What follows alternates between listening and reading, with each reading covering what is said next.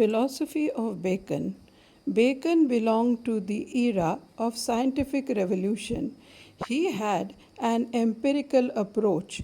He criticized the earlier ideas of deduction and championed induction.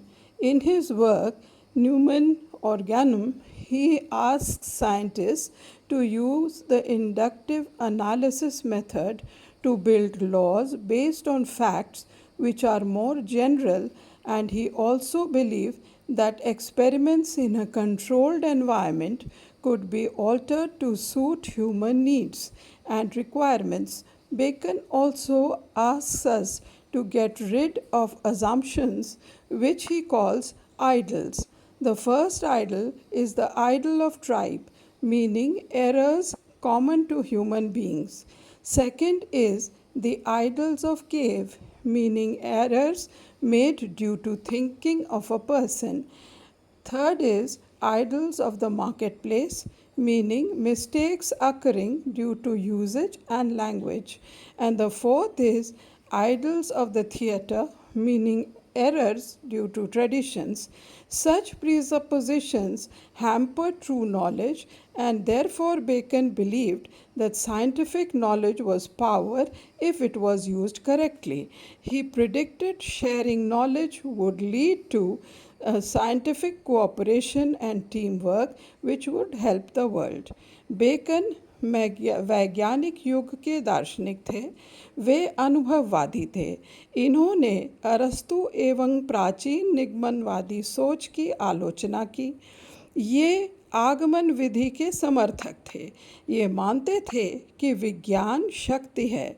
वैज्ञानिकों को आगमन द्वारा यथार्थ के आधार पर नियम बनाने चाहिए और प्रयोगशाला में प्रकृति से छेड़छाड़ करके मनुष्य के लिए लाभकारी और उपयोगी वस्तुओं का निर्माण करना चाहिए। वे पूर्वाग्रह से मुक्त होने के लिए सलाह देते हैं। सभी वैज्ञानिकों को पूर्वाग्रहों से मुक्त होना चाहिए। पूर्वाग्रह 4 प्रकार के हैं। जाति के पूर्वाग्रह या जाति के मूर्ति, अर्थात मानव के कारण होने वाले कुछ विचार जो पूर्वाग्रही होते हैं। 2. गुफा की मूर्ति, अर्थात स्वयं के कारण कुछ पूर्वाग्रह उत्पन्न हो जाते हैं। 3. बाजार की मूर्ति, अर्थात भाषा के कारण कुछ पूर्वाग्रह उत्पन्न होते हैं। और 4. रंगमंच की मूर्ति, अर्थात परंपरा से उत्पन्न पूर्वाग्रह होते हैं।